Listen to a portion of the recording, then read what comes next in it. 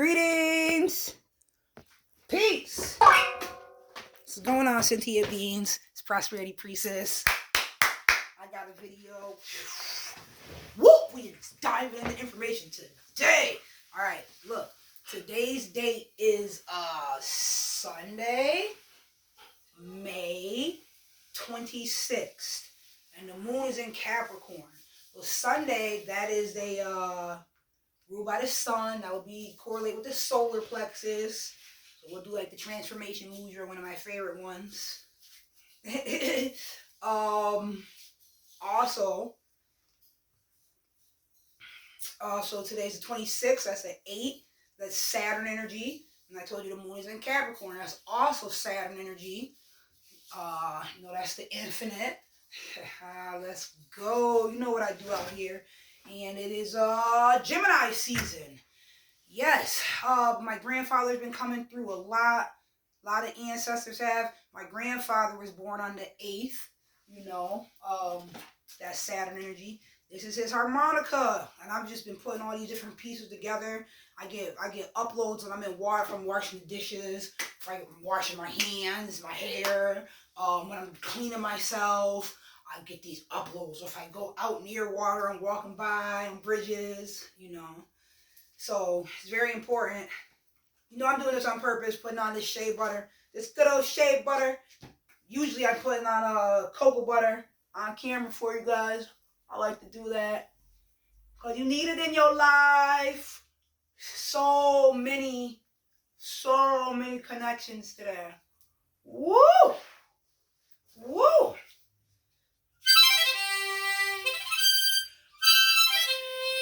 Thank you, Grandpa.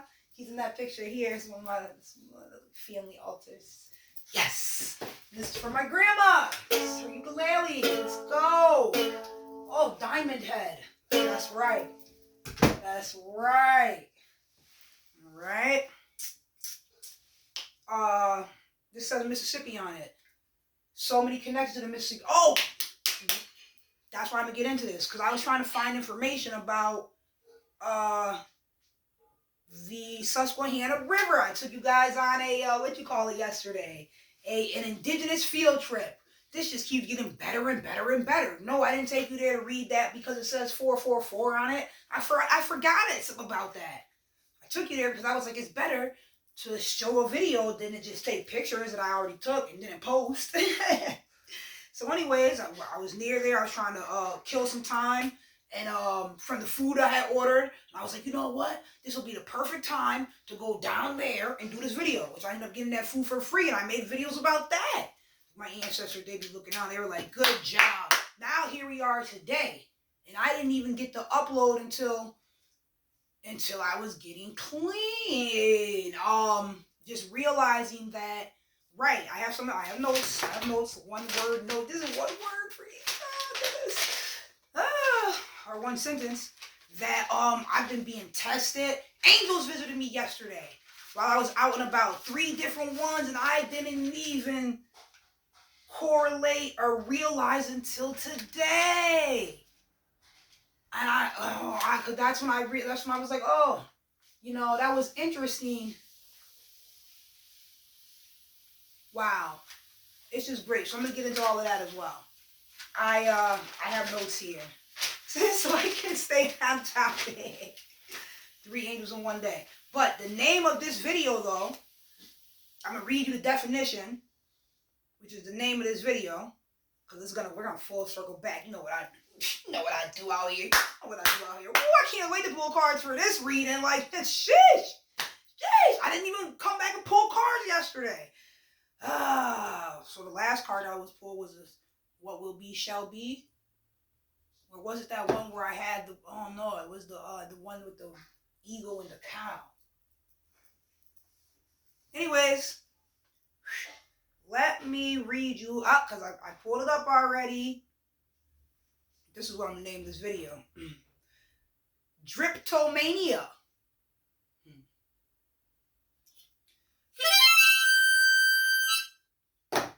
Drapetomania was a supposed mental illness that in 1851, American physician Samuel A. Cartwright hypothesized as the cause of enslaved Africans fleeing captivity.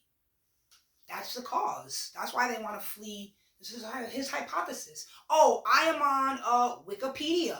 The way that you spell this word is, this is going to be the title of the video. Drapetomania. All right. This hypothesis was based on the belief that slavery was such an improvement upon the lives of slaves that only those suffering from some form of mental illness would wish to escape. He burned the Palo Santo. Cartwright specifically cited the tendency of slaves to flee the plantations that held them. Since slaves, happy with their condition, would not want to leave, he inferred that such people had to be sick, impervious to the natural order of things. Hypocrisy. Okay. He published an article about black slaves, illnesses, and idiosyncrasies in D.E. Bow's Review. Wow. B-O-W, apostrophe S, like Sag Full Moon. But that just made me think about Debo. D-E-B-O-W's Review. Contemporarily reprinted in the South. Cartwright's article was widely mocked and satirized in northern United States. Satirized, like satire. People make fun of it. I love that genre of movies. So good. All right, moving forward. So people in the North was making fun of it.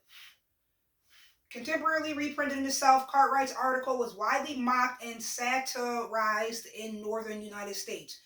The concept has since been debunked as pseudoscience and shown to be part of the edifice of scientific racism. A slave's desire for freedom is not pathological. And it says the term derives from the Greek, then there's a word in Greek, and in parentheses it says Drapetes, a runaway, slave. And then there's a word in Greek, and it says mania, madness, frenzy. As late as 1914, there go my numbers, 914, 419, 149. They've been, for some reason, I just saw 149 before I started this video. Those numbers are always around me. Anyways, as well as 9/11. As late as 1914, the third edition of Thomas Lathrop Stedman's Practical Medical Dictionary. As late as 1914, the third edition of Thomas Lathrop Stedman's Practical Medical Dictionary included an entry for drapetomania, defined as vagabondage. I just explained to my daughter what a vagabond is. No, but I didn't say it in the video. A vagabond that's a term where they would arrest people who, after slavery was abolished, and then if you were found in public without ID, you were considered a vagabond and therefore could be arrested and taken to jail because you're a vagabond because you don't have ID. All these games. Let's continue. Oh yeah, you gotta know your history. You gotta see this a whole big ass plot has been very intricately laid out, one step at a time, like wrapping the cord around the iron, like my daughter did that one time around the handle, just step by step, just taking your time, just wrapping it around. Yeah, it's been going on since the beginning of arrival here. That's what the whole war was about. Here. That I just took you guys. I took you guys on field trips. That was a couple days. That was the 22nd. Yep. That was the 22nd. And I was outside. Yep, and I made those videos. Yep, and I made the Anisi the spider video. I was out there at the water. I was out there at Shenango Bridge. Pardon me, the Susquehanna and the Shenango rivers, the confluence. I was out there, feet in the water. I was out there. That's what some of the shorts or some of the videos. You'll see. It was on the 22nd. It might not say it was uploaded to the 23rd, so that's why I have to go to the description and write the actual date of occurrence. But anyways, see, I've been determined. Here goes the mudra for determination. I've been determined to do these videos, get these messages out. This is real. And now it's just getting deeper and deeper and deeper. Took you guys on the indigenous field trip yesterday. Watch those videos. It's all going to connect back to this one that I'm naming Drapetomania. Feel it in my bones. Grandpa coming through.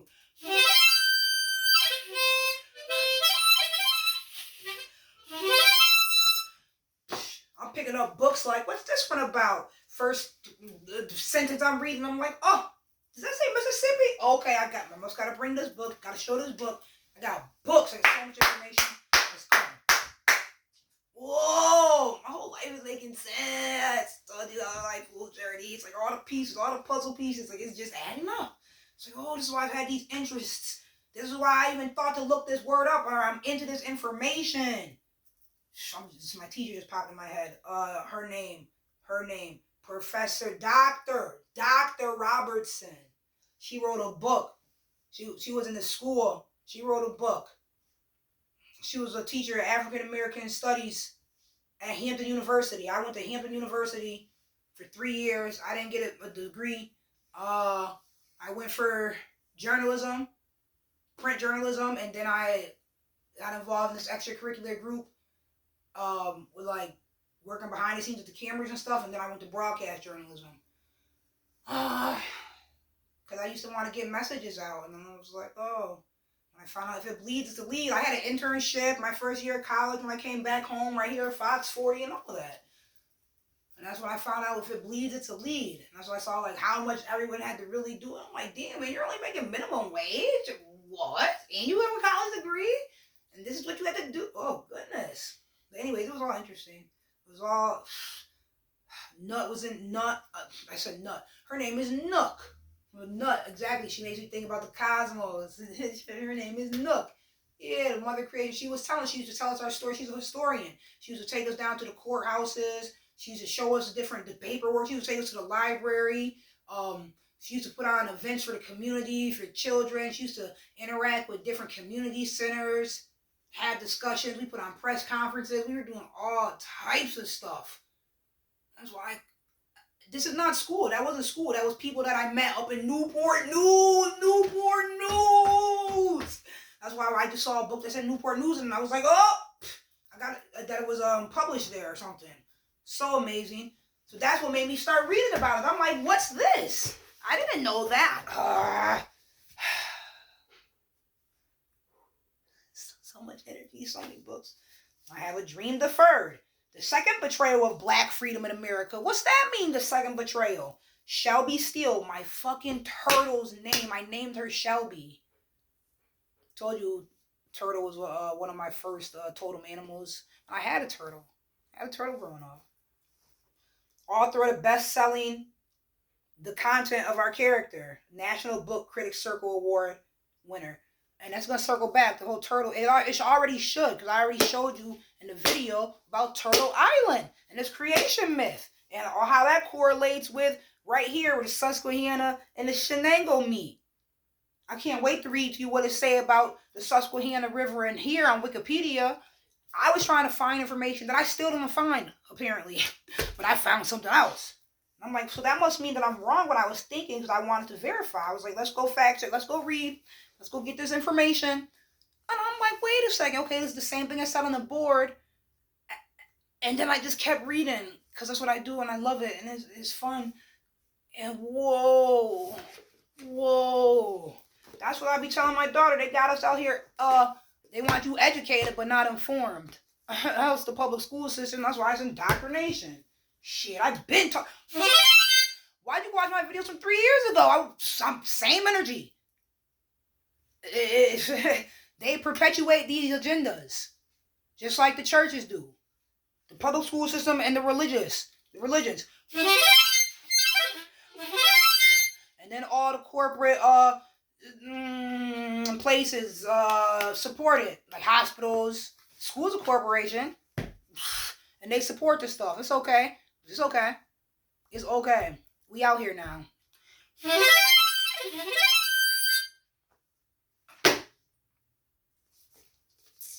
Cultural appropriation, bitch.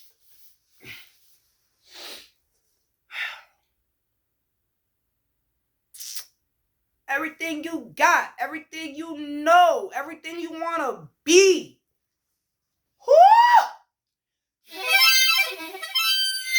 It's innate inside of me. I'm not going to freestyle today. I'm going to just speak this information. I'm going to just look these books. Praise for Shelby Steele's The Content of Our Character. National Book Critics Circle Award winner. One of the best books on race in America to appear in the past 25 years. Wall Street Journal. The perfect voice of reason in a sea of hate. You're good, honey. Oh, okay. Your notebook's there? Thank you. You're welcome. There's pens. The perfect voice of reason in a sea of hate. Los Angeles Times. Steele has given That's the Los Angeles Times. Steele has given eloquent voice to painful truths that are almost always left unspoken in the nation's circumscribed public discourse on race. It sure is. New York Times. So we got the Wall Street Journal, the Los Angeles Times, the New York Times. Okay, this one's from the Chicago Tribune. Steele's skill compares with that of James Baldwin. This one you gotta look up too. Richard Wright or Frederick Douglass. See, they'll talk to you about people from the past who were activists, but what about the present ones? Like a James Baldwin. I didn't learn about him in school. I didn't learn about Angela Davis in school. I didn't learn about the Black Panther Party in school. I didn't learn was a Hoover. I'm gonna look it up on camera so we can learn together. All right. New York Magazine. Brilliant. Steele is trying to show the futility of screaming matches and posturing by both whites and blacks. He puts the explosion of racial conflict in a quiet, constructive context. It's from the New York Magazine. Okay. As a Southerner who grew up in the bowels of segregation, I am in almost complete agreement with Mr. Steele. That's Arthur Ashe Jr., author of A Hard Road to Glory, a history of the African American athlete since 1946. Double tens. I told you guys about Arthur Ashe in a different video when I had the stack of books. When I had a different stack. It's already put away. And about how he died and how he was an activist. Yeah. So I'm like, oh.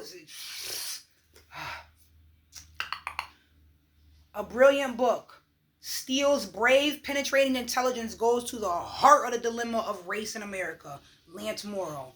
And it's always going to be one. You can't. It's like the definition of racism. It's, okay. That's one book. Do I need to finish reading the definition? That's why I got all these other books out because I was looking for that one. Yorugo, which I still haven't read, but I have it in my possession. Yorugo, an African-centered critique of European cultural thought and behavior. Let's go! Marimba Annie.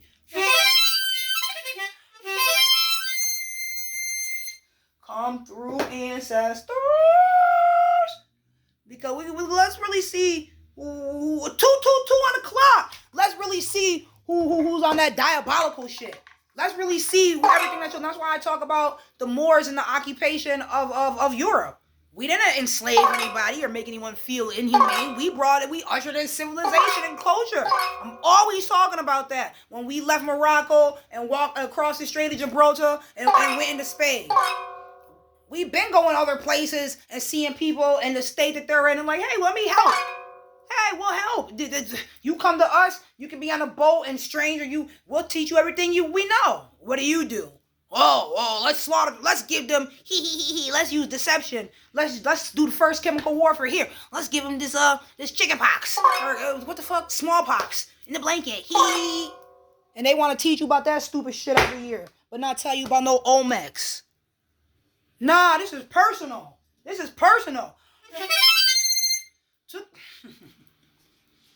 Reincarnated for a reason. 9-9. Right here in the Twilight Zone.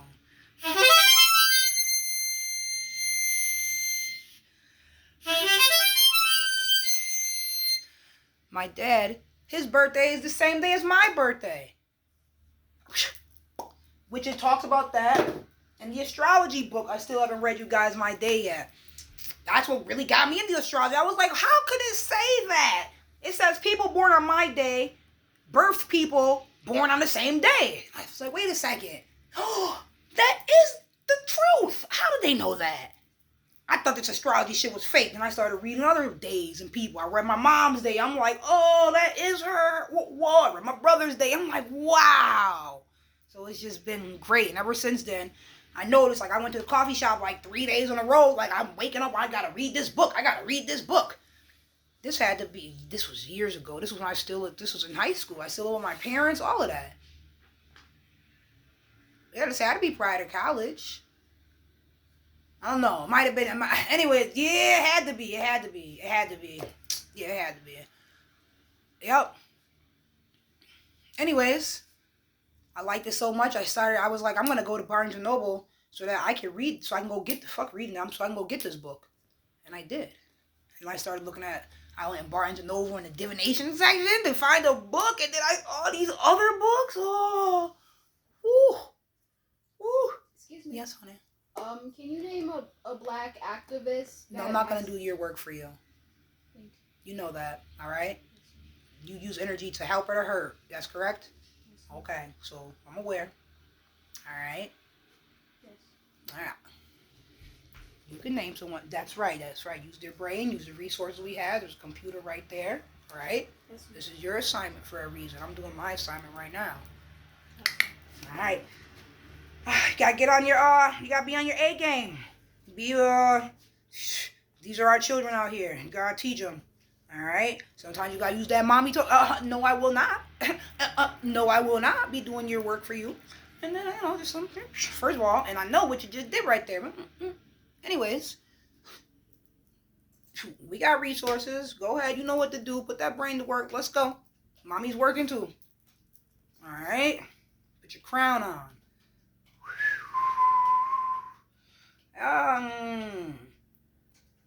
Motherfucker's more concerned about lip gloss. I put the cute lip gloss on. I knew it was going to come off because I knew I was going to play the harmonica. Okay. And it's off now. I don't need to go run and put it back on. I'm more concerned with my crown. Because I'm going to get into that too. We got to get into it. We got to get... I'm telling you, I saw that Emmett Till confirmation. The sound was just outside. I saw that Emmett Till short, and it mentioned Emmett Till. I was like, oh, and it just made a lot of things click. I was like, oh, that's why I shared it. I have so much stuff to talk about. I got the notes though. All right. Yep. Because they're not going to teach you this word in school. They're not going to teach you Drapetomania. Matter of fact, I just shared 19 Keys' video. I think it was the first time I shared one of his videos.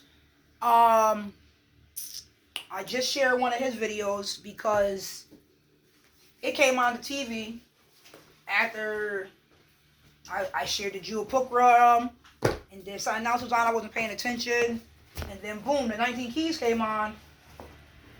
So I came out here to turn something else on, but I'm listening, and I saw the brother, the Black Panther Party brother. Ooh! I shared the video.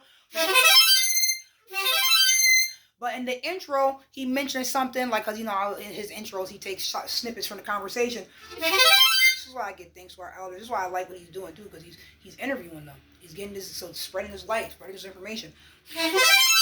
Let the people who are proficient in it, or they have spent their whole life studying it and putting their whole soul into it. Let them tell you their story and why and how. Whoa, powerful. Love it. Yep. There go the same what he be wearing too. I got books. Message to the black man. The wretched of the earth. Have the courage to read this book. Wow. Hold on. Damn it. See? Psychiatrist. Humanist. Revolutionary. Frantz Fanon was one of the great political analysts of our time. His work has had a major impact on civil rights, anti-colonialism, and black consciousness movements around the world. Come on. The Wretched of the Earth. Fanon's classic work of modern revolutionary theory concerns the psychology of the colonized and their path. Nadira. Yes, Mom.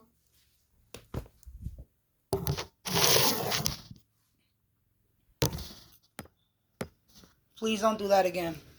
All right? Yes, sir. All right. Was that intentional? No, Mom. Are you telling the truth? Yes, Mom. You didn't stop to say sorry, no nothing. Like you already knew what was going to happen. No, I did not. Huh. I thought that you knocked over yourself. How? When I'm sitting, you thought I knocked it over myself and I'm sitting here reading, honey? When you got up, see now, you're saying things that aren't sensible. It's not adding up. Even if I believed you before, how can I even believe you now? Okay? This is why you're doing assignments. I just got done talking to you about using your energy for one of two things, to help or to hurt. Right? Yes, Mom. Oh, right. I hear the tone, okay? Yes. Very aware, just like you're aware. Nothing's going to stop this mission, okay? And I can cancel that sleepover trip quick, fast, in a hurry. And we can finish this conversation later. You don't have to go to your grandparents' house. Maybe that's why you're doing this and you feel this way. Okay? Yes. No more using your energy to be hurtful. You be helpful. Not to pull them down energy, to pull them up energy. Yes. That's understood? Yes, Mom. You know that. All right? Yes, Mom. You wouldn't like it if you were doing a project and somebody just came and did something to intentionally mess with the sabotage energy.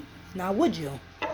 Not at all. So this is what we speak about. This is why you were out of school for a week. You got to get that energy up out of you.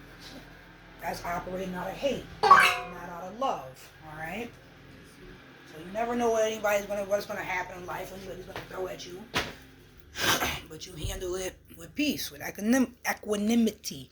That's the peace in the eye of the storm. So now I'm gonna continue reading this stuff. You need assistance with anything? No, Mom. All right. That's twice. If there's anything, and if there's anything else,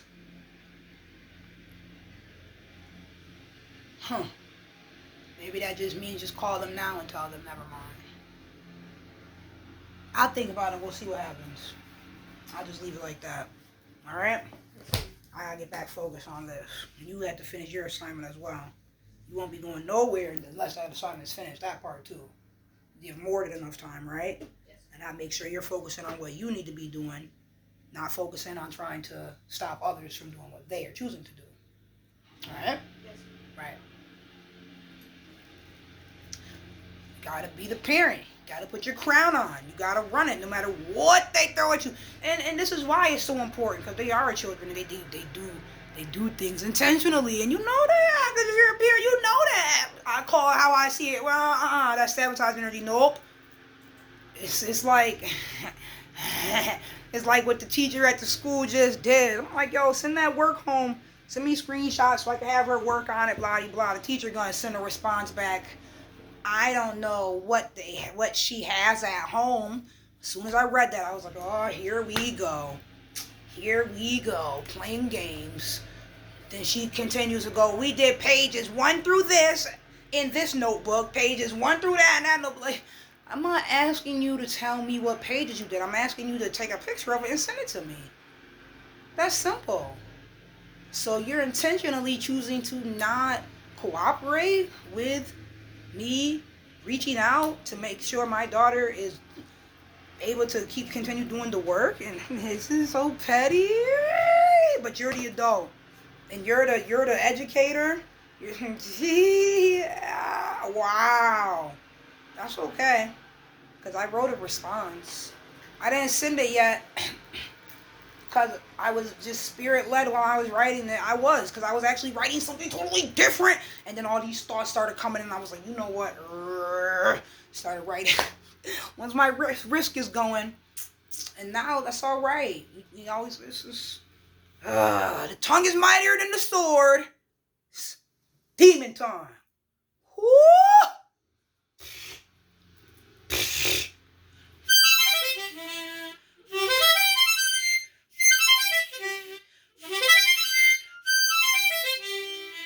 And I want her to send a copy of it to her supervisor. I'm going to send a copy of it to her supervisor. I have to, because I need to get the assignments. I'm going to send them the same message. I actually already did send them the same message that I sent you. So when it's evident that you just chose to not provide me with the information, like, what the fuck is wrong with you? Wow, Fool's Journey, that's the fucking Fool card. Wow, it's breaking up out the Matrix. Whoa. And I didn't even peep that when I was looking at it earlier. Wow. All right. I know I was reading Retro to the Earth when that happened. I'm going to get back to that. Don't worry, I'm on it. I am on it. I am on it. Like in the Matrix of Morpheus, when they had to shut the ship down so they couldn't be detected, and like, and they didn't know what was gonna happen. And yes, they had to sit there and wait. And when he sat there, he put his cap on, turned it around. That was a military move. That's why I saw my daughter. I kept pausing me, telling her little things. I was like, see, he's putting his hat on, his crown on. He's on the throne. He's using his mind to think. To think. Matter of fact, and it's red. So that didn't make me think about the Moors. It did kind of. It's not like a fez. I mean, but it was that color. It was maroon, but it made me think he's taking the physical. I mean, the material, like the ship, the root chakra energy, red, and he's putting it on top of his head. He's using that in a strategic way, the mercurial way, the crown chakra way. That's what I was thinking about, because how he shut the ship down like that. And that's a position of power. In receptive mode. But they could have got hit. But they didn't, because they weren't detected. He had to be intelligent. He's a general. He has a ship to lead. We're all out here traveling. You better know how to move out here. You better know how to surf. You better know how to read this energy and recognize what's around you. You know what? Let me continue with this, and then I'll get back to this. Because I already see the direction that's headed. Engraving of an Escaped Slave, published in 1837. Yeah, yo. But there's so much information. This is what I tell my daughter. And I'm like, I already know better. Like, I know you're not supposed to be there in their schools. I taught you how to read at 3. When you went to kindergarten, when you went to go take the test and stuff, aced everything, tried to see if you can get her skips. There's nope. I'm like, she can read all the signs that are in there, even the ones that are in cursive, and she's 5. Like, what's the problem here? Why she had to go someplace to learn ABCs and she already can read cursive? Like, you can read the little plaques on your desk, the little quotes from the dollar store and stuff, the little signs, like, and that's what she's doing. She's just looking around, having fun, you know. It's crazy if you knew what they were doing now. But all things happen for a reason. That's okay. I just told you about the foolish. I don't have my daughter pledge allegiance to the flag, to the flag. Look, I can't even say it right. No, we're not participating in any mass energy harvesting rituals that are done all across the United States. Say, get the fuck out of here. Can't have our brains or energy. And that's why they're mad. They're so pissed. They've been trying to get her to do that all year. Yo, it's ridiculous how these people act. Look, confirmation. Okay, look.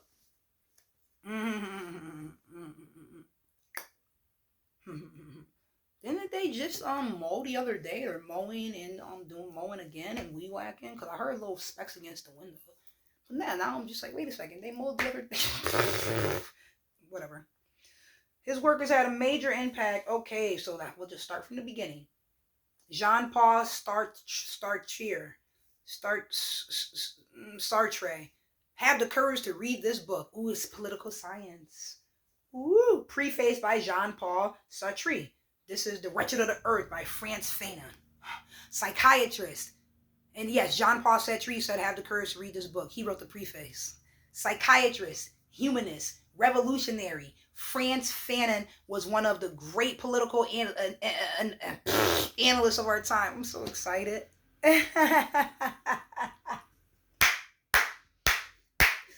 Woo. I haven't read this book. Most of these books I have not even read. But I have them, and I'm going to read them and make sure I have my child read them. You know. You guys could do the same thing with your children. We could order this stuff. You could have them look up information. You could teach them yourself. Instead of sending them to a place that was created to indoctrinate them and educate them, not inform them. Doesn't teach them how to grow fruit. Doesn't teach them how to do breathing exercises and be in control of their emotions. What it does is just indoctrinate them and prepare them. You heard the prison, the pipeline. They just want you to hear that bell. Bing! And then you move. You move when I tell you move. Fuck out of here. That's why Uranus, the great mother, has got that erratic movie. What's wild with this storm? You can't predict. Unpredictable. Alright? Like the stars. You can't. Well, those are kind of cool. Anyways, y'all motherfuckers don't know what's happening. You read the energy. You can read the energy. Right, but they'll teach them about drugs and sex education. As you tell the child, oh, don't touch the red button. You tell the toddler, don't touch the red button. What is the toddler going to do? If you don't want them to touch the red button, then you don't put their energy that direction. You do not even introduce them to a red button. Right? Right. Oh. Brainwashing is deep, isn't it? They're not teaching them simple things that they could be doing. No.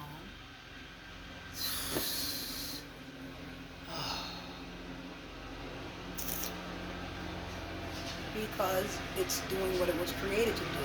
People come out of 13 years of public school system and they're not happy, healthy, or successful. And I've been saying that for like 6, 7 plus years. But yes, I homeschooled my daughter. She was reading at 3. I sent her to kindergarten because I didn't have confidence in myself to homeschool her. And I had the paperwork and everything. I didn't have confidence in myself to do it, so I didn't. I sent her to kindergarten. I was like, okay, maybe the public school system's not going to be as bad as the daycares. Hey, life, you learn. You got to have these experiences. It's all part of my journey. Whoa. I ended up pulling her out of kindergarten towards the end of the year when a situation escalated where she came home with a bag full of garbage. Like they had a party that day, and the garbage from the actual party was in her bag. And after I got in there, she was like, oh. I was like, you know what this is? She was like, I don't know. No. Because my teacher told me to put it in there. She gave it to me and said put it in my backpack. So, you know. I was outspoken back then. Anyways, the next 2 years, 2nd grade and 3rd grade, I homeschooled her. 2nd grade, so I did that. The 3rd, when she would have been in 3rd grade, my 2nd year homeschooling her, that's when that whole COVID thing was happening, so that was perfect. And like everybody was, I guess, homeschooling and learning about it. And everybody was like, fuck that. I'm sorry, 1st and 2nd grade. So boom, when I pulled her out of kindergarten. She finished the year and stuff, and I remember kindergarten. I remember International Day was on her birthday, and I remember they did, I said this in another video, they did all the countries, they did countries all over the world, but they did not do any countries on the continent of Africa. How do you know? This is stuttering. This is the indoctrination. This is the education, but the lack of information. You're uninformed, and it makes you ignorant. And this is the breeding of the racism. lot of it, and it's teaching. It keeps perpetuates that. It's one of the main agendas. And keep nourishing that seed. In today's day and age, who talks about slavery? You don't have conversations like that at the barber shop or at the grocery store. Nobody's talking about that. The only place they're talking about that is in the public school system. To keep then they'll let people come to school. Well, I don't know if they're doing that. I know there was a petition against that when they had the drag queens wanted to come read to the children at the library. I know what they were doing at school was talking to children about about their career options and different paths, life choices. They're talking to them about motherfucking Department of Social Services and utilizing this stuff like that. Like, wait, that's a what? Which is, in my town, the Twilight Zone is literally directly across the street. The Department of Social Services is directly across the street from the high school. So, hey, if all else fails, you could go sign up for fucking social services and get you $400 a month and some food, $80 in food stamps. Oh, you got a baby? We'll get you $300. It's $750. $750 cash and $300 in food stamps each month. Good luck.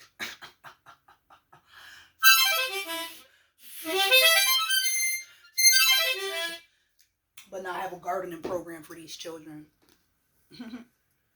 Or a meditation program, or breathing program.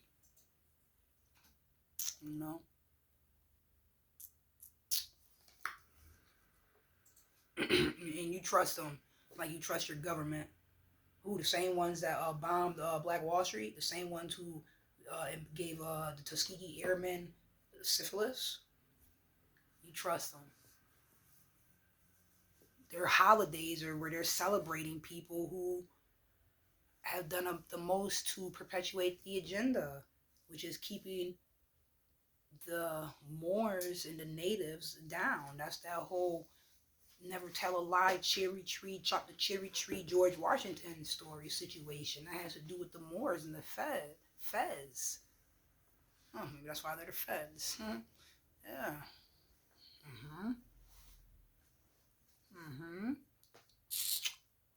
They're celebrated because those people did the most to create systems to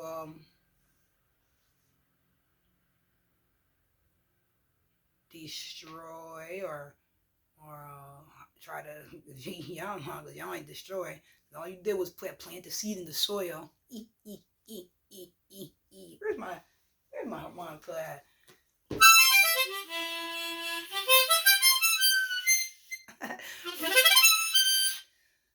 Wow. But yeah, you know what they tried to do. We here now, but this is not just in America. This is global. This is global. Who are we that these people work so hard? That's why the sabotage energy came up. Okay, I talk about that all the time because I know about it. For someone to sabotage or want to pull you down, that automatically is showing. If you're here, that means they're trying to pull you down energetically. That's showing they're beneath you energetically. They're on some peasant shit, So why? That's what that shows when they want to sabotage, and that's my definition of it. You're only trying to try to sabotage someone if you know that if inside you know you're inferior. It admits your inferiority. That's what sabotage does. So y'all working real hard, and it just shows who you really are. People are confident and sure. They teach, they give, they love. They don't hate. That's really the difference when it's about love versus hate. Love for this earth that we live on versus hate in the people, the native people of it. Who are not really native to the earth. I mean, we could just say the first ones here on it.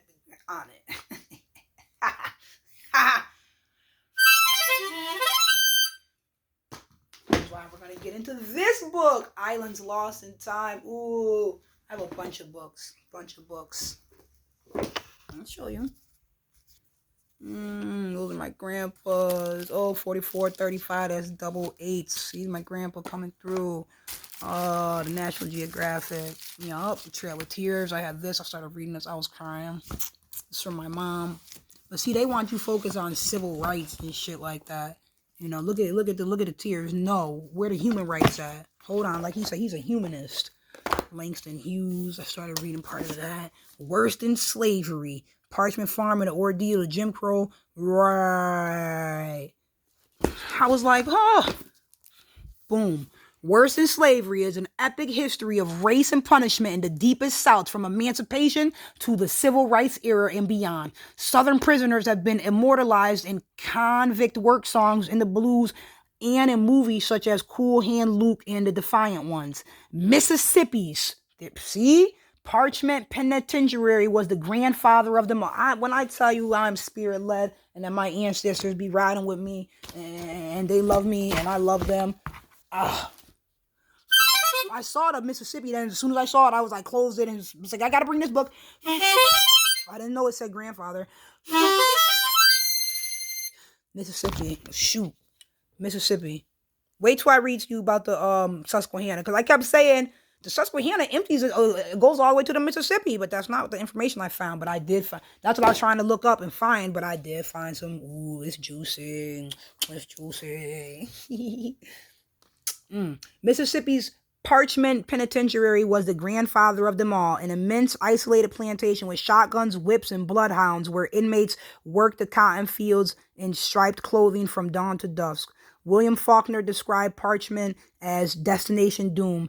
Its convicts included bluesmen like Son House and Booker White, who featured the prison in the legendary Midnight Special and Parchment Farm Blues. Wow. Noted historian, historians, they be telling the truth. They don't want you to know. For what? For not having an ID? For not having an ID? For being a vagrant? Which we just read that vagrant was a word. They switched it. When I get back to the definition, Drapetomania, and it's last time, or one of the last time, I don't know if it was the last time, they mentioned the date and said that even during that date, it was listed in the book under Vanguard. That's what I'm trying to say, Vanguard. So this is what you're taking people to jail for and putting them in places like this. This is what's going on because they don't have an ID. And we're gonna call this we want to say that that's illegal.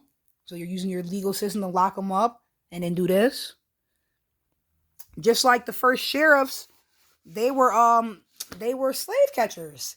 They were slave catchers the first year. I learned that from Nook down in Newport News, who is a historian, and used to tell me she used to tell all of us all about that, all about the stories of how the police used to harass her family in particular. Why? Because when someone in her family had killed a police officer, fought them and all that, because he knew karate and stuff. But this is real. This is real life. We're gonna attack you, and if you fight back, we're gonna attack you even more. And they want what we're supposed to just forget. We're supposed to just forget that we've been here. We're still here. This is our land. This is what? And you just came over on some hatred shit. When we were all like, oh, you could be here, yeah, friends, all of that. I read to you on the 22nd when I took you down to the river, to the confluence, to where the creation myth is right there being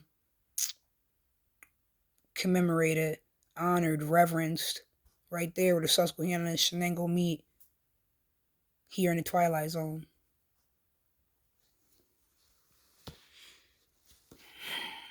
But yeah, and I read to you the signs, the generals that were there. One of these books says General Sullivan. These are the people that they celebrate.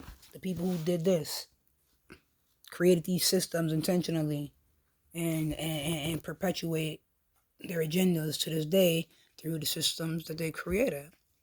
My daughter was like, oh yeah, the pool's open. She's like, oh yeah, we're going to swim. We're not going no motherfucking swimming. So don't you know they used to pour acid in the pools? When she's like, what are you talking about? Oh, with segregation, and then it's like, oh, we can go in the pool too. They used to pour nasty ass chemicals in the pool to hurt us. They're always trying to use their energy to hurt us, Nadira. This ain't nothing new. I said, wait, what did the Trayvon Martin boy do? Wasn't he walking? Didn't he have his back turned when he got shot? And the thing was, oh, he was reaching in his pocket. He had never responded? Because he had headphones in or some shit? And a hood on? He reached in his pocket to get candy? Oh, we thought it was a gun. No, that's the same shit. That's that Emmett Till shit. Oh. He whistled at a white woman. No, he fucking. Then now years later, no, he never whistled at me. No, you want to use an excuse to hurt, torture, kill. You want to mutilate, torture, play with, experiment on. You fuck, and you have fun doing that. So where's the real madness? Where's the real sickness? What is the real sickness where you have fun torturing another human? And it's really the reason that you're torturing them is because you're jealous, afraid, upset. What?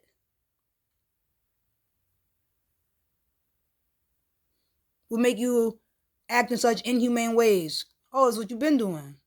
That's what's in your blood. So to the 28th, 26th, 8 energy, Saturn, told you. It's Sunday. Let's go. You solar plexus on them right now. This shit is real. The Trail of Tears is real. My grandma told me that her grandma is 100% Cherokee Indian and blind. All right? So what's in my bones, my DNA, my blood?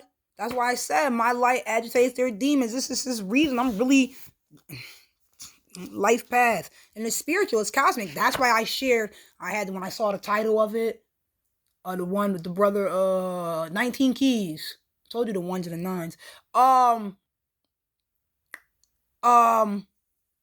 I didn't finish my sentence, but the reason why I shared it, and then I had to turn it off, because I was like, I can't hear no more, because I put out my own content, but I can't wait to learn. He was saying, he was showing a clip from in there where he talks about DeSantis not wanting to take out the Black history that they were going to do in the Florida schools, right? So I'm like, I hear it. I tell you, things come into my awareness for a reason. I didn't even put that video on. My ancestors, they be, I'm telling you, they're leading me, they're guiding me. They're right here. They right here.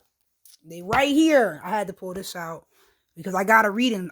By King Simon years ago. Wow. And he said my grandfather was very special. He said he was very honored to be able to do the reading. And because of my grandfather's energy, something like that, it was something that correlated with him, that was personal for him when he saw those numbers. And he said he was very grateful to be able to do the reading. I'm very grateful too. This is great. King Simon was taught by Lord Strahan. King Simon's in Aquarius. This is so cool. So yes, I support. I got books, y'all. I got this from the demon that I slayed. Nah. It's mine. This book, this is the one I was talking about, the coffee shop one, but I had to go get my own copy, and I'll read to you guys about my day sometime eventually, one of these videos. I doubt it's, we'll see what happens. These are just some of the books. I can't wait. I brought these books out just so I could flex. Not this one. I guess that's what I'm doing right now, though. These are going to be a totally, all right, look. All right. Watch this. Starbound. The near planets. These books are amazing. Oh, the graphics in them. The third planet. Look. Oh man, just the information. A grand exchange of light and energy.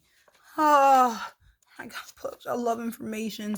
Troposphere, stratosphere, mesosphere, thermosphere. That's right. Watch, it'll be a reason why I'm saying that. Transform faults, earthquake makers. Come through, ancestors. Neptune's layer cake, elixir of everything. Earth has sometimes been called the water planet, and for a good reason. Present day, Earth contains some 370 trillion gallons Present day Earth contains some 370 trillion gallons of the compound, most of it in the oceans and polar ice caps. Although simple in its makeup, water is a chemical maverick. Ooh, you talking about alchemy. For example, the reason ice floats is that water, unlike almost every other substance, expands when frozen rather than contracting. Ooh. Right, because my dad told me the bridges, what they do, and I was just telling my daughter this yesterday, that the bridges in the winter time, they get smaller. In the summertime, they expand. Right. And in the wintertime, this when they contract. Wow. Decreasing in density rather than growing. So this is saying water does the opposite. It's like I said. For example, the reason, this is why it's a maverick. For example, the reason ice floats, I was like, wait, it does? Is that water, unlike almost every other substance, expands when frozen rather than contracting. Decreasing in density rather than growing more dense. Were this not the case, Earth would long ago have frozen solid from the bottom of its oceans and lakes up. Most of water's unusual properties may be attributed to its molecular structure and to the strength of the bonds that form between its two atoms of hydrogen and solitary one of oxygen. The orbital shell surrounding the nucleus of a hydrogen atom has space for 2 electrons but contains only 1. The shell of an oxygen atom, with room to accommodate 8 electrons, holds only 6. In this unfilled state, both kinds of atom are unstable. Confirmation, reading this for a reason, with their electrons barely held in place. But in forming water, oxygen fills its empty place with the single electrons of 2 hydrogen atoms, and each hydrogen atom in turn fills its shell with one of the oxygen electrons. These covalent bonds are, as they are called, produce a stable molecule that bears a faint resemblance to the head of the cartoon mouse. Oh shit!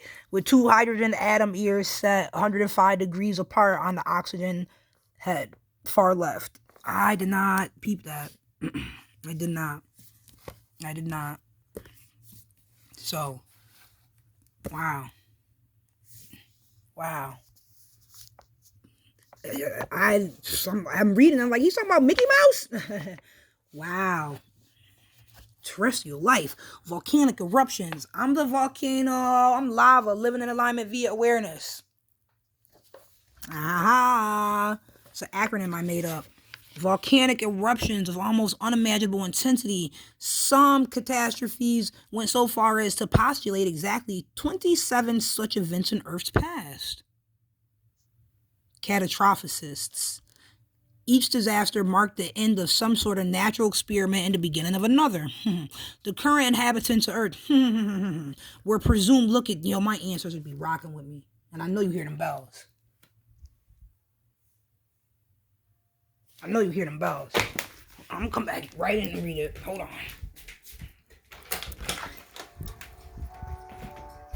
Crystals going. Got the oil energy. The Uranus, great mother goddess, and my spyware. Woo! I know you hear that. They're always riding over me. I do things. Alright, go back in. Ancestors! Hitters in the field. They don't mess. Let's go. They know what I do. I'll be outside doing that shit every fucking day. I do. I do. You know I do. Walking around with my sword, all of that. Alright. Oh. Alright, look.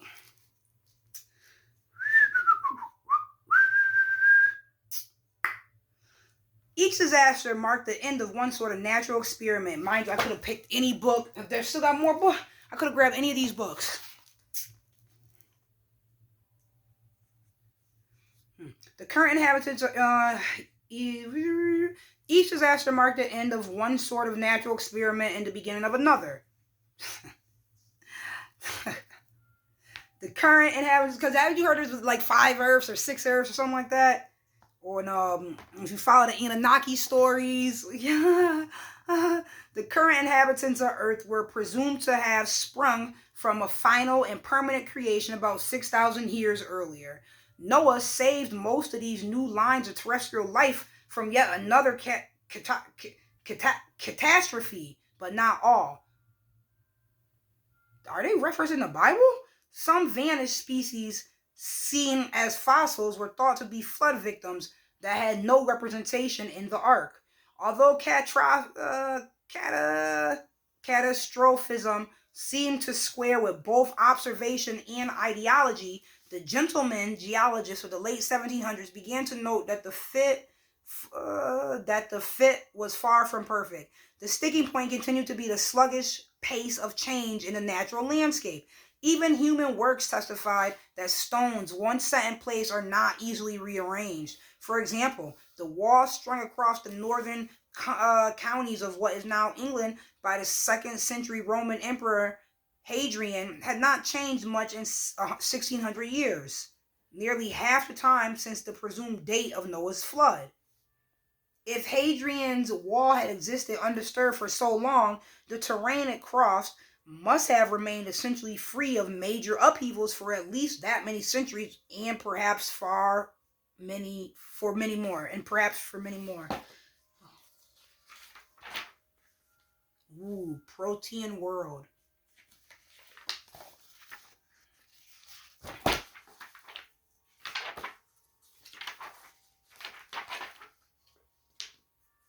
Oh, okay. The House of Usher, Ussher. Wind, water, rock, and life all beat to an underlying orbital pulse as Earth spins around its days and circles the sun in the course of its year. Because I want to know where it started.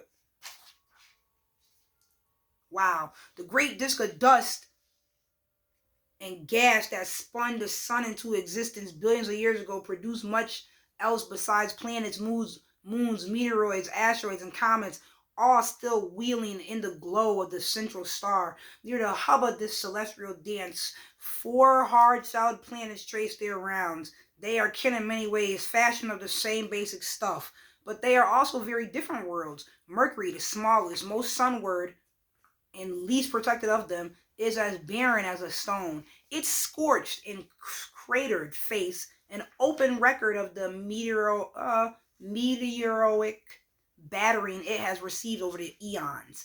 The other 3, veiled by atmosphere, seem to promise more vitality, with one exception. However, the promise is false.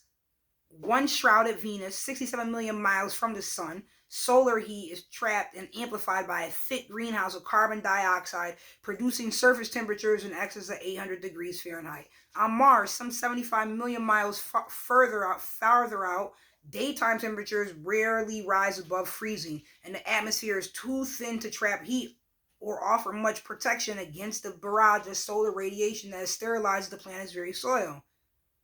The 2 planets' extreme temperatures preclude the existence of liquid water with all its extraordinary properties. On Venus, it turns to vapor. On Mars, to vapor or ice. Earth, the 3rd planet from the sun, is the exception. There, several layers of atmosphere form an effective sunscreen to help maintain a delicate balance between incoming radiation and heat re-radiated from the surface. Clouds made of liquid water and ice form bands and whorls as they respond to Earth's rotation and to changes in heat and atmospheric pressure in the gaseous nitrogen-oxygen mixture known as air. The oceans below, covering more than 2/3 of the planetary surface, are also in complex motion. Together with the atmosphere's winds, oceans, currents, balance equatorial heating against the perpetual winter of the poles, storing and transporting the solar energy that governs surface seasons of rain and drought, fishing and farming. In addition, the ocean regulates the atmosphere by exchanging warm surface water and chilled water of its deeps over long intervals of time. The ceaseless circulation of air and water is only one of sign of Earth's vigor. The seemingly solid, slightly flattened sphere is likewise animated. Not quite 8,000 miles in diameter, it contains 6.5 billion trillion tons of rocky material, more than a third of it iron, more than a quarter oxygen, 17% magnesium, 13% silicon, and 7% everything else. Wow. Its deep interior is hot and liquid, a dynamo that generates a sweeping magnetic field around the planet. This is so fun. All I was trying to get to was, why was it talking about what it was saying? Because according to this theory, Earth has led generally untroubled existence for most of its past, but now and then visited a catastrophe. It was visited by a catastrophe of global proportions, a great flood perhaps, or a spasmodic bout of earthquakes and volcanic eruptions of almost unimaginable intensity. Some catastrophicists went so far as to postulate, okay, that's where I have started. This says House of Usher over here. And this is the beginning of the book that I just happened to grab and just start reading. That I told you I was just trying to flex. And now it's all making sense. But why? Ooh, wow, behold Earth. For 500 million years, the simple microscopic life forms propagating in Earth's oceans were sustained by the organic molecules abounding there. Then that supple supply diminished, and the tiny organisms began to feel the grip of famine. Gradually, however, they evolved a way to put the sun to work. In a process called photosynthesis, they began to employ sunlight to extract hydrogen from water and carbon from carbon dioxide. Using hydrogen in the reaction, the organism, still far less complicated than a bacterium, exploited the carbon to build new tissue. Wow! It all full circle. That's why I just be doing what I'm led to do. Whoa. No, I didn't know this was in here. I could have grabbed any of these books. I could have flipped to any page. Wow. Wow. And it's all going to circle back when we talk about Turtle Island and we're talking about the Susquehanna. After I read the Susquehanna part, that's where I'm going to cut the video off and then I'll make a new one. A second one. As the creatures spread through the oceans and continue to evolve,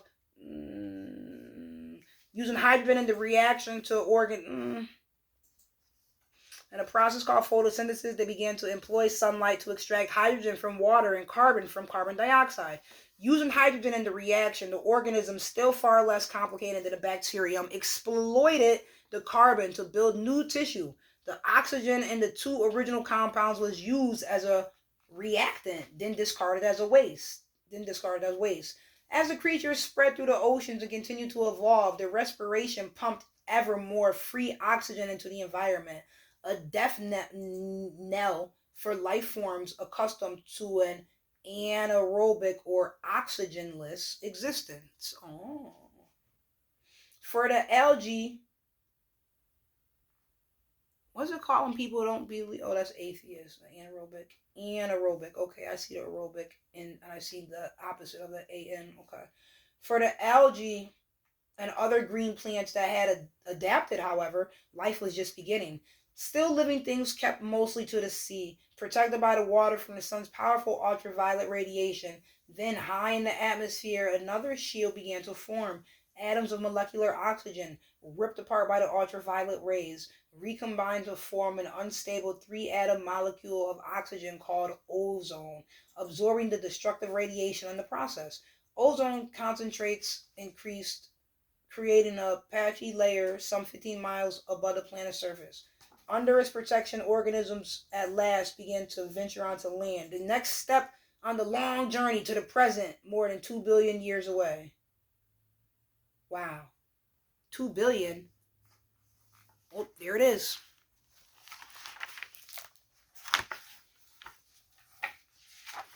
Wow. Rain and global ocean. Out of darkness. Whoa.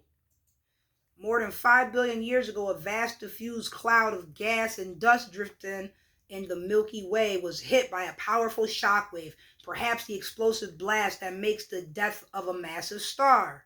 That marks the death of a massive star.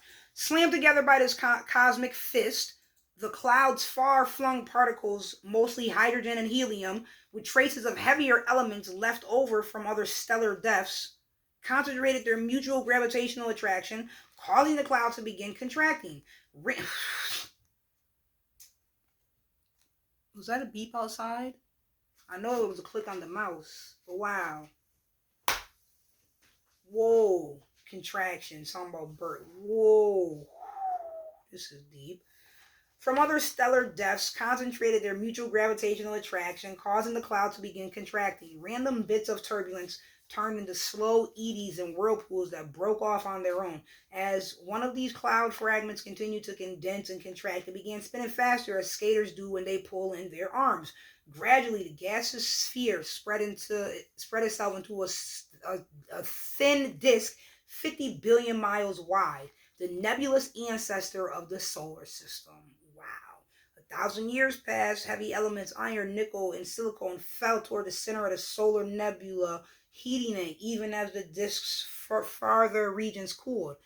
Small particles collided, stuck together, and became bigger particles, drawing the nebula into increasingly dense strands and eventually into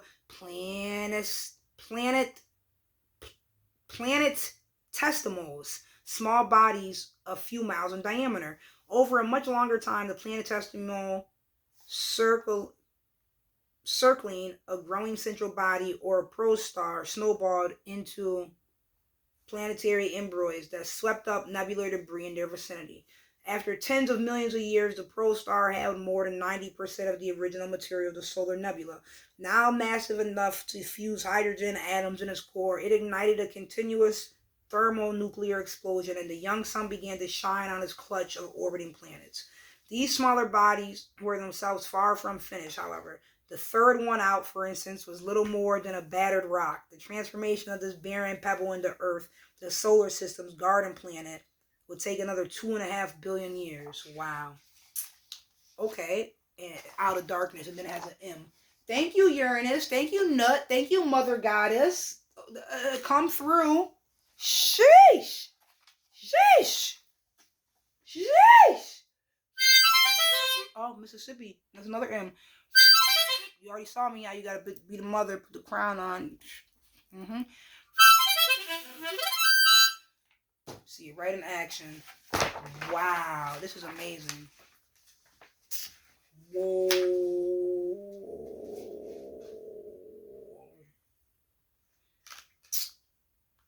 One early attempt to calculate Earth's age relied on revelations in the Book of Genesis, basing his figures on the genealogy set forth in the Old Testament. James Ussher, Ussher, a Dublin-born Anglican archbishop, proposed in 1650 that Earth was created at 9 a.m. October 23rd in the year 404 BC.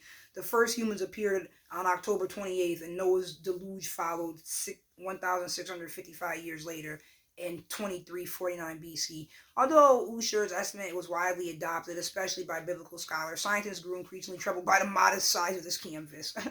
The planet's surface was observed to alter only very slowly, the layering and the folding, the sculpting, right, contributing to scientists' unease with a planet only 60 centuries with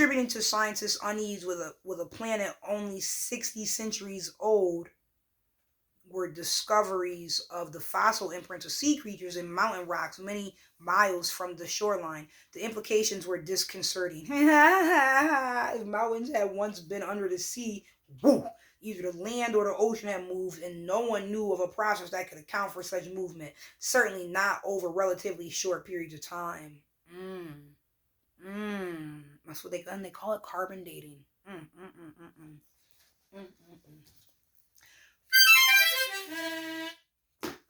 Moreover, other fossil evidence seemed to indicate that some animal species have simply vanished from the face of the planet, an occurrence that suggested the fragility of all life. Reluctant to abandon Ussher's closely reckoned chronology, however, in seeking an explanation for extinctions, scientists invented an explanation that came to be called catastrophism. Wow. Ha ha ha ha ha. According to this theory, Earth led a generally untroubled existence for most of its past. Wow.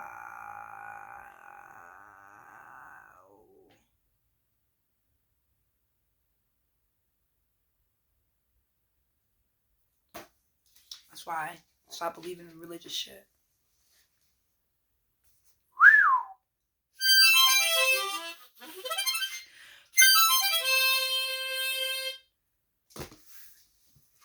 was also used for slavery. But if that don't tell you enough. Whoa. It generates a sweeping magnetic field around the planet. Wow. Closer to the surface, the slow movement of plastic rock contributes to processes that build islands and move continents, continually transforming the face that Earth presents to the universe. Wow. None of these systems acts in isolation. All are intricately linked to each other and to the biosphere, the planet's slender membranes of life in the solar family. In the solar family, Earth may well be the only home to living matter. Several trillion tons of it are distributed among 1 1/3 million species of animals and planets, including bacteria that drift on stratospheric winds, microbes that live as much as several miles deep in the solid Earth, and eyeless creatures that inhabit the deep ocean trenches. Whoa. Like, ooh, talk about a navigator. Don't have eyes. Wow.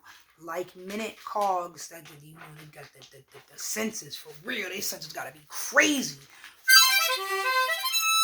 Like minute cogs, a massive machine, the births. That's all super only relying on the internal. Sheesh. Like minute cogs in a massive machine, the births and deaths of myriad life forms. Indeed, their very inhalations and exhalations help drive the planet's constant cycle of decay and renewal. And that's my great grandma. Like I just told you, and I say in like on every video, my grandma told me that her grandma was 100% Cherokee Indian and blind.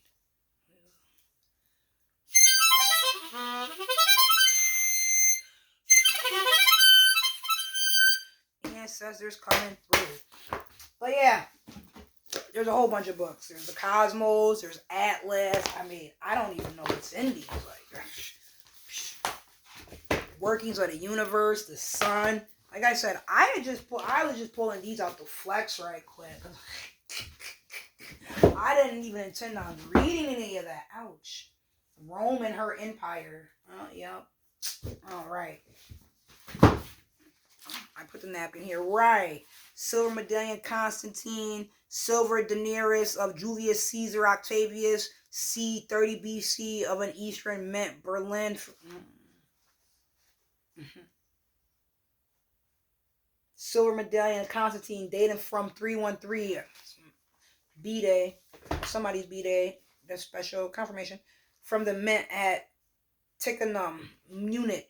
Munich? Ain't that one of them German words? Art of the world. What? But they only got Roman stuff in here. How is this art of the world? This ain't from the whole world. So interesting. Ulpius Trajanus, 98 to 117 AD. The style of the relics of the Titus may be regarded as the artistic basis. Trajan's victories in the two Dacian Wars. But there's stuff that really outdated. This is... Anyways, you already know how I feel. The pyramids, and they predate. You know, they do the test of time. Look, stars. Life search. The far planets. I always loved looking at these books as a child. Just flipping through the pictures and stuff. Ooh, ukulele. So I can learn like it's from my grandma. And there's a CD that's in there somewhere. Alright.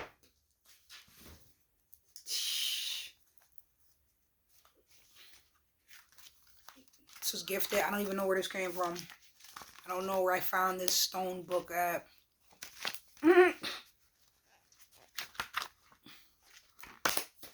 Books that just come in my possession. It's awesome. The Rose. Venus, my grandma. Oh, my grandma. Freedman, Fairfax. Yeah. It's so nice. And that has poems and stuff. if you guys are seeing any of those pictures.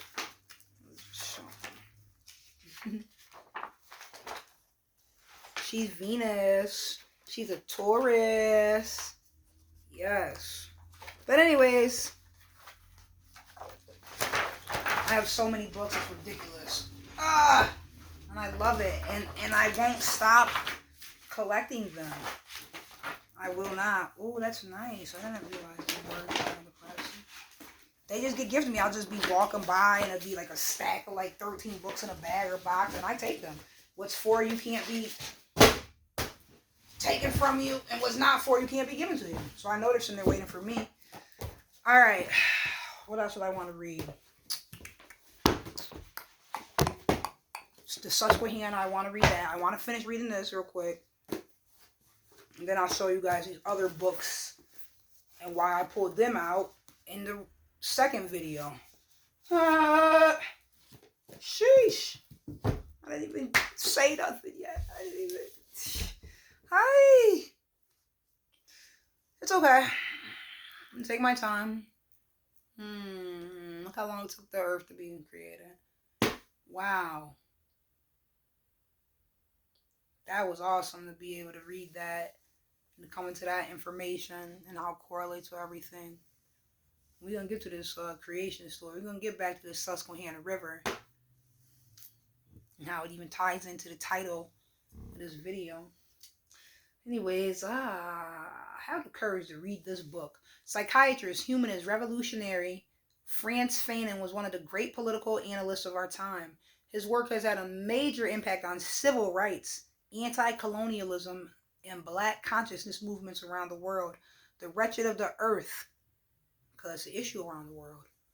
The Wretched of the Earth, Fanon's classic work of modern revolutionary theory, concerns the psychology of the colonized.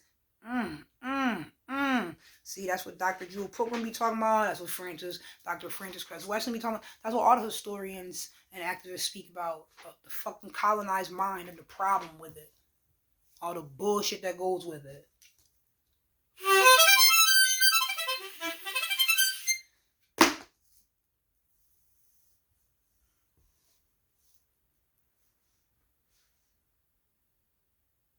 And meanwhile, there's systems being created and Karen's out here talking about, I got whistled at. Somebody looked at me. And it's a lie. So they use their system to prosecute and say, hey, you're a bad person. Oh, you don't got an ID. You're a vanguard. You don't want to be a slave. You have Dapotherm. What the fuck is the word? Dapo. That's irrelevant. Maybe I'll remember it once I actually spell it out. But you know what I'm trying to say. Shit is crazy. And they got you wanting to give thanks to this. This is their heroes who created a system like this, operating out of hate to hurt. Instead of people who taught and bring life and want to give people solutions and opportunities and healing. Who's the real savage? Who's the real barbarian? If that's what you do, is you just hurt people. You hurt people, you hurt nature. Intentionally, proudly. Systematically. But if I'm aware of that and speak on it, something's wrong with me, or I'm labeled, oh, this shit, yeah. Nah, yo. No. Or else you wouldn't be mad. But that was the question I asked. Who are we that they go so hard to want to pull us down? Wow. And then I started getting into all this cosmic stuff. So yeah, y'all put it together how you want to. All I know is that after I do these videos, I'm watching movies. I'm watching movies the rest of the day. I'm chilling. But I'm happy. I'm so happy and grateful to be doing this and teach, pass on information, help people connect the pieces. I have a lot of mutable energy. That's what mutable signs do. They connect the dots.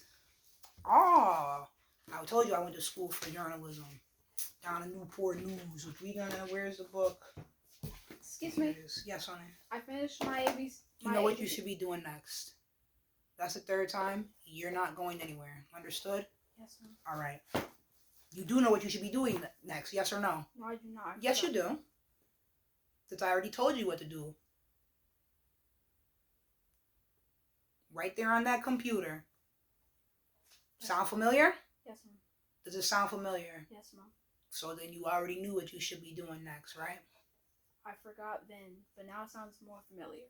Okay, you're still not going anywhere because you should not be so consistently using your energy in that manner.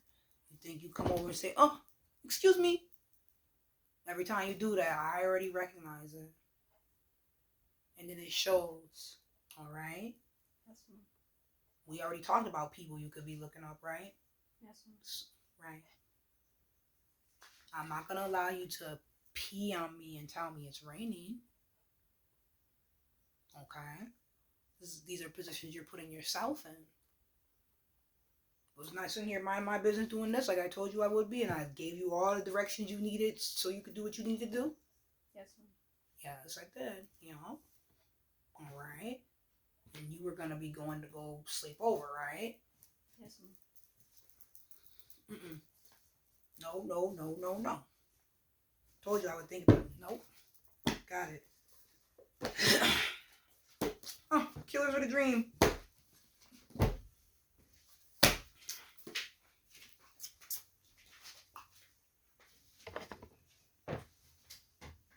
Leave my chair right there.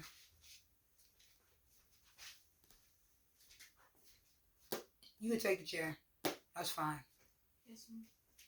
Oh, there's no other chair for you. Is there another chair? No, ma'am. There's one in my room. Yeah, go ahead. I'll just improvise. Go ahead. Yes, But that would be something to communicate about. So you pick and choose how you want to use your energy. Anyways, the magic of organic. I think that's pretty cool. And I actually have taken multiple pictures like this. Seeing like the bee on the flower. It's amazing. I love this. And I love this life. It is very organic. All right, The Wretched of the Earth. Fanon's classic work of modern revolutionary theory concerns the psychology of the colonized and their path to liberation. It reflects a people's outrage and frustration, but it is more than a diatribe against Western colonialism. A brilliant and impassioned examination of the role of violence in affecting historical change. The Wretched of the Earth is a veritable handbook of social reorganization for leaders of emerging nations, and it is necessary reading for anyone who wants to understand the psychology of the oppressed. And I finally did look that quote up. That was a MLK quote that I've been saying wrong all the time. The writing of Malcolm X or Eldridge Cleaver or Amiri Baraka or the Black Panther leaders reveals how profoundly they have been moved by the thoughts of Frantz Fanon. That's the Boston Globe. Okay. Frantz Fanon was born in Martinique in 1925 and studied medicine in France, specializing in psychiatry. Sent to a hospital in Algeria, he found his symptoms turning toward the Algerian nationalists.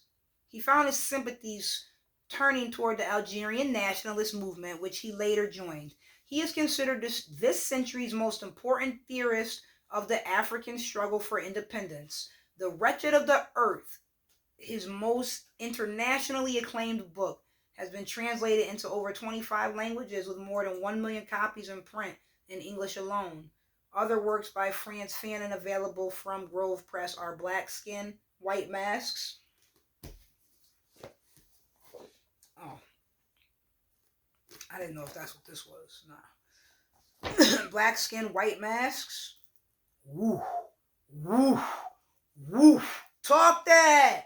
Toward the African Revolution and a dying colonialism. I know that's right. That's stuff I be talking to my daughter about. Like, it's not okay to try to, then you want to focus on or think it's cool to imitate a culture that's imitating you.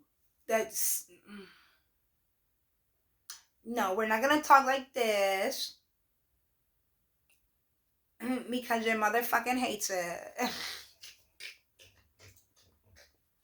And you should not be trying to talk like this or think that that is cool at all. Who said that that is cool? Who made it? Who decided that if we do this, that just shows you have no fucking substance.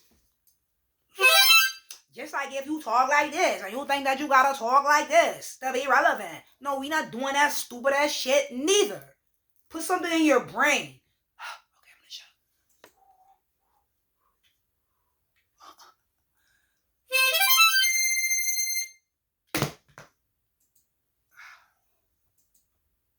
Know what else I don't like?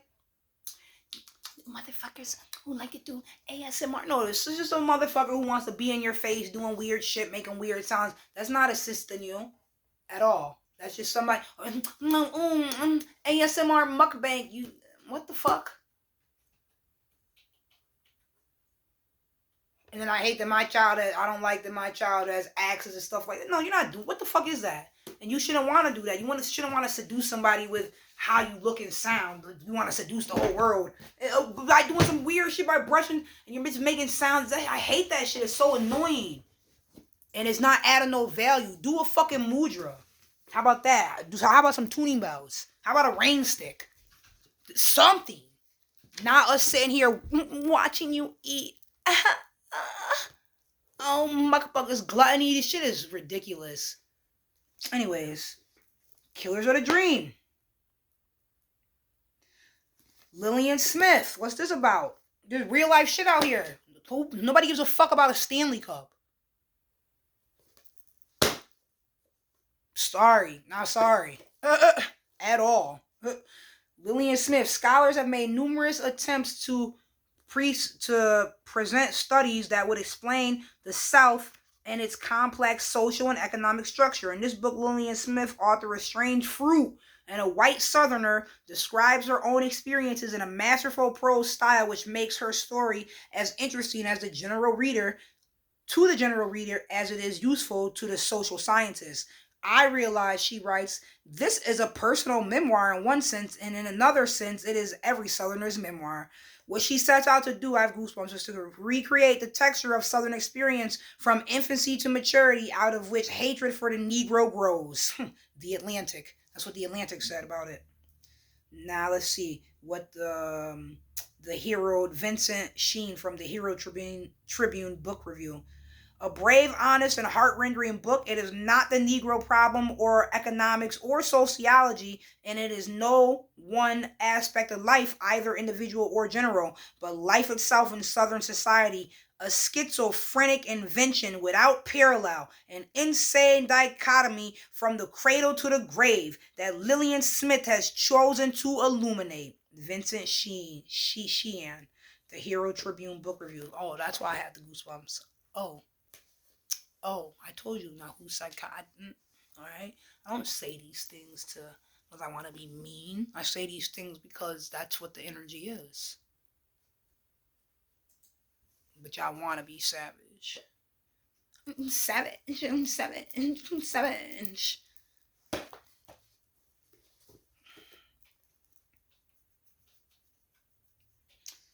Y'all want to be white girl wasted. Y'all want to go every place you go fucking naked, and don't realize that what is this thing called? What, lust? It's one of the 7 deadly sins, and don't realize how that ties into Emmett Till. Like Trayvon Martin. Like, that's why I told my daughter we gotta watch the Blackish episode that I somehow came into my awareness. I haven't been on social media in like 4 or 5 years. I started a YouTube channel 3 years ago and then stopped doing it. And it just started again, apparently like 3 weeks ago. I was like, what's the first video I did? When was my first post? Like 3 weeks ago. I'm not on social media. Anyways, but I had fun while I was on it.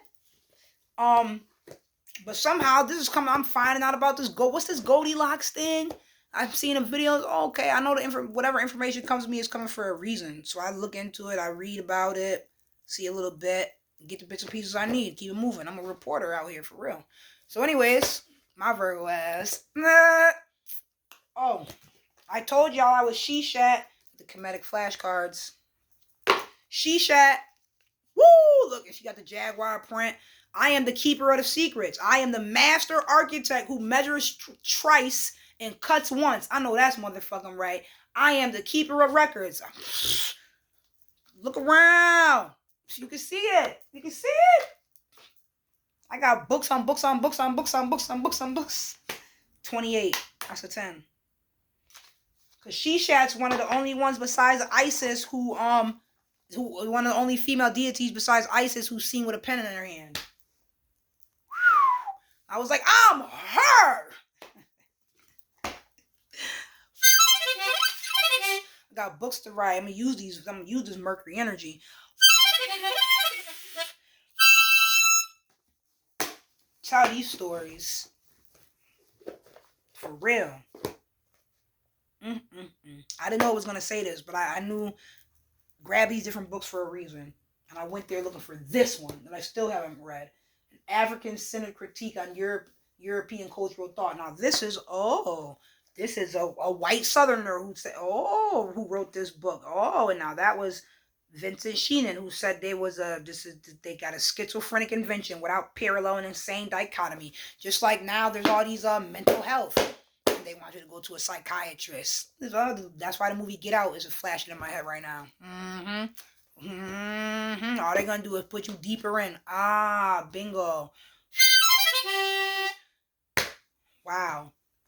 And they'll tell you not to talk to yourself. I talk to myself and I motherfucking answer. I don't know what the fuck you thought. What do you think knowing yourself is? I can't talk to y'all. All y'all want to do is talk about the fucking Kardashians.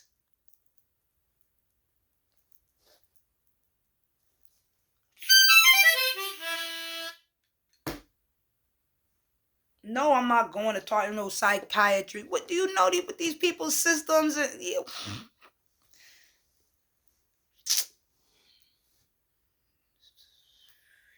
just talk to myself and I will answer myself.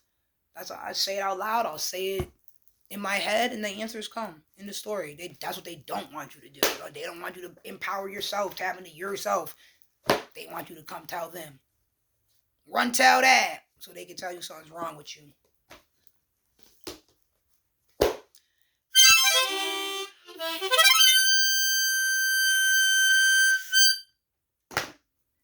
Meanwhile, you're connected to the cosmos. And every bit of that fucking melanin inside of you makes you even more connected. Oh, is that what they don't want you to know about? Oh, is that why they are relentlessly pursuing you, your soul, and your energy? Wanting to keep you down, oppressed, foot on your neck. Is that why? Well, with the guy that had the knee on his neck, I can't breathe and shit. So they use all that energy to usher into COVID shit. Because wasn't that prior to that? Well, that's just what just came to my mind. So that's what I'm saying. I just flow. Keep using your energy, our energy, to fuel their agendas. Get the fuck out of here.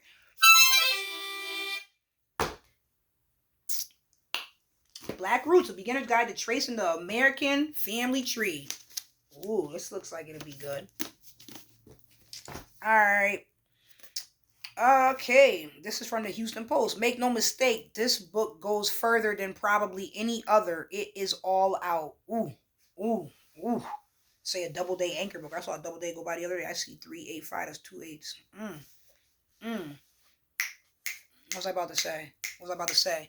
Right. We done went from Angela Davis, Black Panthers, Maya Angelou's, Shahrazad Ali's, Dr. Francis Cress Welsing's, Dr. Jewel Pilgrim's, to fucking Sexy Red, Ice Spice.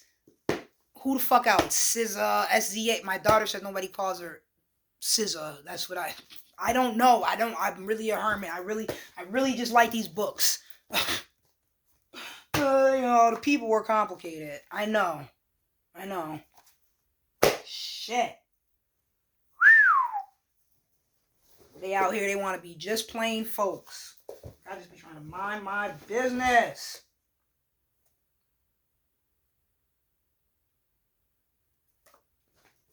Yup. So that's what these things are all part of the agendas. They got y'all out here, you know. Period. Period. And they use your energy to further it. So wow. This is the type of stuff I want my daughter to know and be empowered. This guy, black like me. White novelist John Howard Griffin, as he appeared before he decided to cross the color line. Skin temporarily darkened by medical treatments, hair shaved. John Howard Griffin is ready to pass as a black in the Deep South. Whoa. The $5 million copy bestseller. Wow. Really like to be black in the Deep South. Novelist Howard Griffin darkened his skin and set out to discover the personal experience, the night side of American life. This is his startling report. Oh, I have, God damn it, the goosebumps. Whoa. Oh, it says Langston Hughes. Where I got Langston Hughes right here. Oh, this ripped. Oh, but I see Langston Hughes though. Come on, ancestors, come through. Come on. October 28th. We just read that date. 1959. For years, the idea had haunted me, and that night it returned more insistently than ever. If a white man became a Negro in the Deep South, what adjustments would he have to make? What is it like to experience discrimination based on skin color, something over which one has no control? This speculation was sparked again by a report that lay on my desk in the old barn that served as my office. The report mentioned the rise in suicide tendency among Southern Negroes. This did not mean that they killed themselves, but rather that they had reached a stage where they simply no longer cared whether they lived or died. It was that bad. Then, despite the white Southern legislators who insisted they had a wonderfully harmonious relationship with Negroes, I lingered on in my office at my parents' Mansfield, Texas farm. My wife and children slept in our home 5 miles away. I sat there, surrounded by the smells of autumn coming through my open window, unable to leave, unable to sleep. How else, except by becoming a Negro, could a white man hope to learn the truth? Though he lived side by side throughout the South, communication between the two races has simply ceased to exist. Neither really knew so many goosebumps, what went on in the other race. The Southern Negro will not tell the white man the truth. He long ago learned that if he speaks a truth unpleasing to the white will make the life miserable for him. The only way I could see to bridge the gap between us was to become a Negro. I decided I would do this. I prepared to walk, hella goosebumps, into a life that appeared suddenly mysterious and frightening. With my decision to become a Negro, I realized that I, a specialist in race issues, really knew nothing of the Negro's real problem. Wow. What's that? Sepia. He's owner of Sepia, an internationally distributed Negro magazine. Wow. So the next day he drove somewhere. It'll be terrible, he said. You'll be making yourself the target of the most ignorant rabble in the country. If they ever caught you, they'd be sure to make an example of you. He gazed out the window, his face puffed with concentration. Wow. I didn't even say anything yet. A dream deferred, the second betrayal of black freedom. I was already... From the author of the award-winning bestseller, The Content of Our Character, comes a new essay collection that tells the untold story behind the polarized... I've said a lot. Let me stop saying that. I'm saying what I need to say. I'm on my life path. I'm supported by my ancestors, my angels, my guides. I'm empowered by them and this information. I'm grateful to be in a position to be able to do this. And it's not about being perfect. It is about putting that effort out there. That makes me feel a lot better. And that's what you gotta do. I'm not doing something wrong. I have no idea what I'm doing. Do any of us? But does that make it wrong? That's alright. Okay. I intended for it to be shorter. Hey, it's not. Maybe it's meant to be long for a reason. Alright.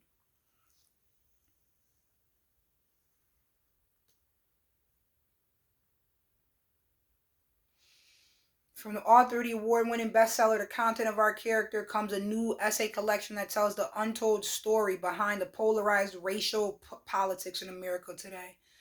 In this new book, Shelby Steele argues that a second betrayal of black freedom in the United States, the first one being segregation, emerged from the civil rights era when the country was overtaken by a powerful impulse to redeem itself from racial shame.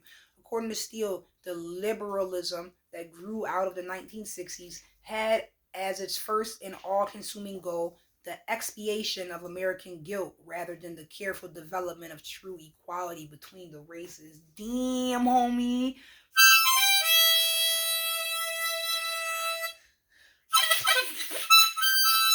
This quote, damn, according to Steele, the liberalism that grew out of the 1960s had as its first and all-consuming goal the expiation of American guilt rather than the careful development of true equality between the races.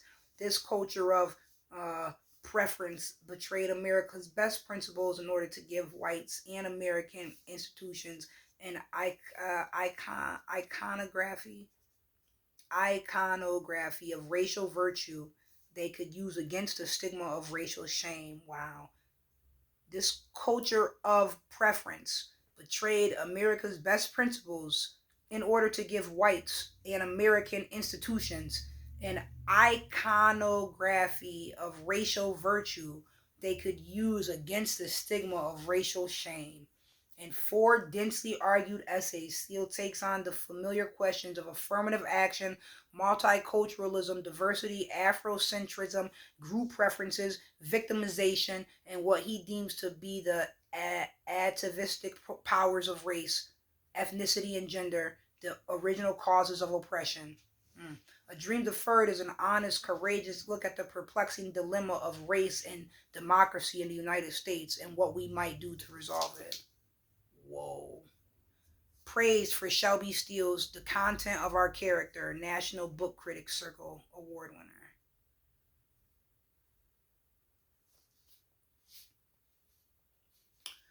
Oh, so all those the praise was for a different book, The Content of Our Character, but this is The Dream Deferred. Wow. Wow. I have to read you this. Black Voices and Commentary, The Trotter Group.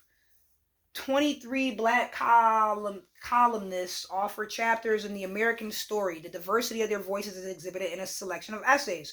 Boom, this is the one where I saw Newport News. So, ding, confirmation. What time is this? 3:50. 3:50? Yes. Them bells are going off. It's not, it's usually only does it on an hour and on a half hour. I don't know, maybe because it's Sunday. Whatever. Wow. It's still ringing. It's ringing hard. Okay. It said Newport News. I told you about oh yeah. Y'all know Virginia, Richmond, Newport News. What? Williamsburg, Petersburg, all of that. Oh, Hampton. That's where I went to school there. I went to school at Hampton University. I already told you that. Black Voices and Commentary. What was I reading? And I was like, whoa.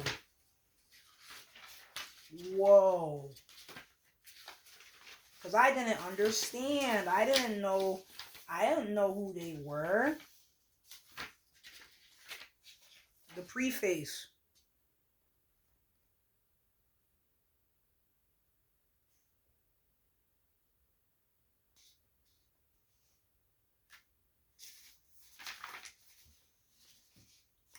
Who was William Monroe Trotter? Right.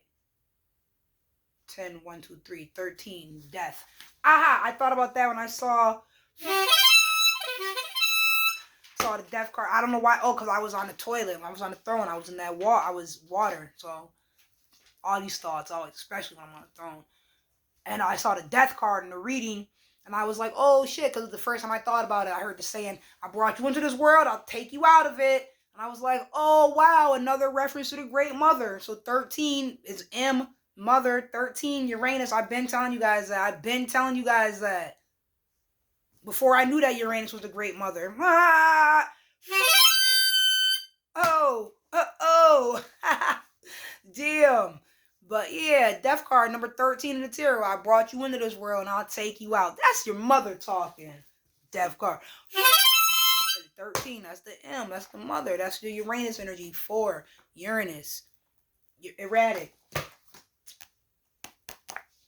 The numbers are keys. That's what it says right there. Where did I just sit here that see it? The number as a key. Oh. All right. Who is William Monroe Trotter? On November 12th, 1914. There go my numbers again. 9, 1, and 4. Keep telling you. William M. Trotter, editor of The Guardian, ooh, come through, ancestors, newspaper, went to the White House to confront President Woodrow Wilson. We got an elementary school confirmation named after Woodrow Wilson. Ancestors coming through hard body this Memorial Day weekend. I'm grateful. Look, Malcolm X's birthday to Martin Luther King's. Wow. All right. So, yeah, who are you in memory of? Real heroes or real zeros? Trotter has supported, okay. So he went to the White House to confront President Woodrow Wilson.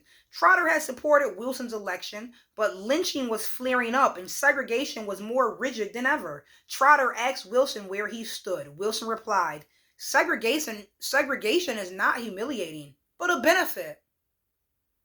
Your manner offends me. That's the end of the, and then so there was ... and then something else in the quote, your manner offends me. Damn, that's what the president said. A 45-minute argument ensued, during which Trotter said, 2 years ago you were regarded as a second Abraham Lincoln. Now we colored leaders who supported Wilson are denounced in the colored churches as traitors to our race. Ooh, could you trust it?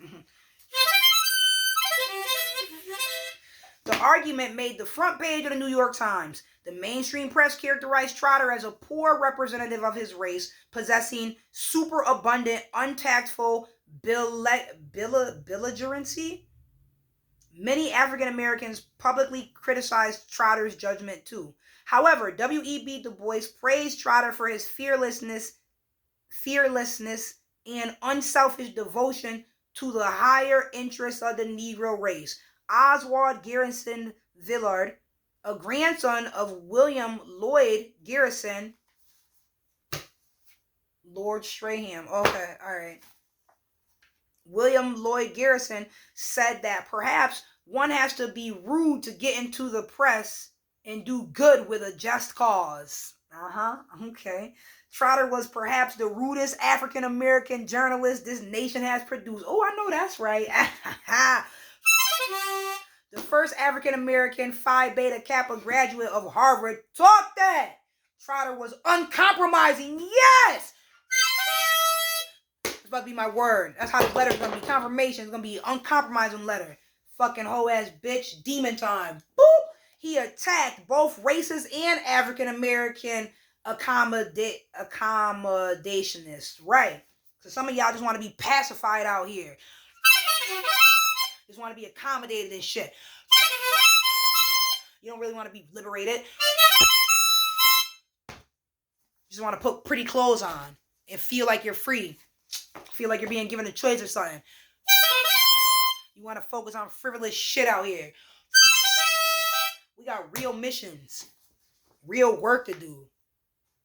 You want to be on some basic Barbie ass shit. Shameless plug. Go check that video out from years ago. Same shit I've been talking about. Yeah. Where's the word at? In the beginning was the word uncompromising. Woo! He attacked. Oh, okay, that's making me think King of Wands. He attacked both racist and African American accommodationists. He and Du Bois drafted the Declaration of Principles for the Niagara Movement of leading African American opinion makers, saying, what is the fuck is the Niagara Movement? I haven't heard of that. Opinion makers saying, persistent manly agitation is the way to liberty. We black men have our own duties to respect ourselves even as we respect others. But in doing so, we shall not cease to remind the white man of his responsibility. To refuse to allow the impression to remain that the